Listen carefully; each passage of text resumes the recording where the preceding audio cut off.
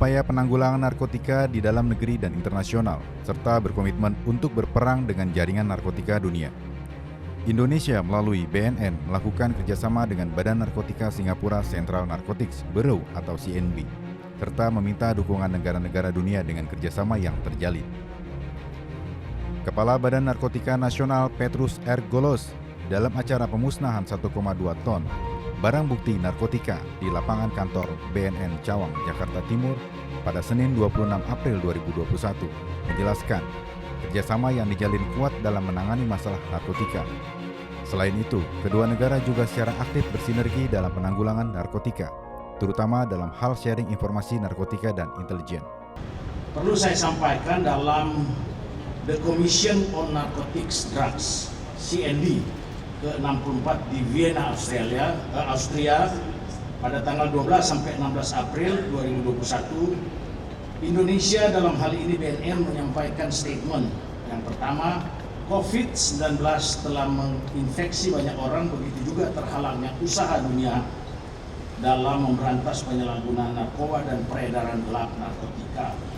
Upaya Indonesia dalam memperkuat implementasi prevention measures dan strategis, langkah-langkah dan tantangan penegak hukum pemerintah Republik Indonesia terhadap pengedar dan bandar narkoba, mendorong setiap negara untuk saling menghormati dan tidak mencampuri kedaulatan hukum setiap negara dalam melaksanakan kebijakan dan penegakan hukum terhadap persoalan obat-obatan terlarang.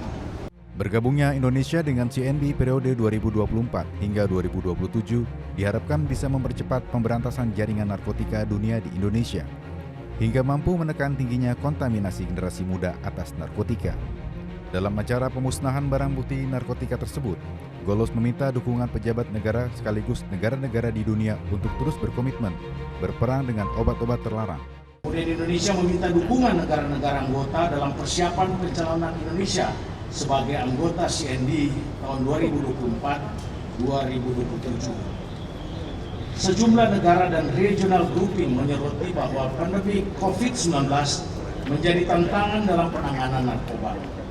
Sindikat narkoba telah beradaptasi dalam menjalankan aktivitasnya, sehingga otoritas nasional dan internasional perlu juga beradaptasi dengan cepat.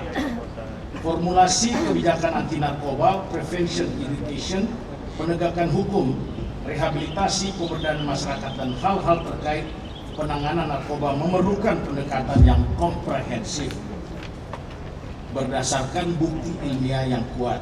Kepala BNN menekankan pentingnya Indonesia bergabung dengan organisasi internasional dalam memerangi narkoba adalah karena pengedar-pengedar narkotika dunia saat ini sudah berubah dan beradaptasi dengan cepat menyesuaikan zaman.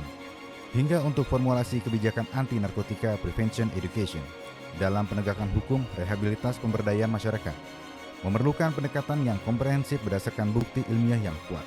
Dari Jakarta, Tim Liputan NTMC Channel.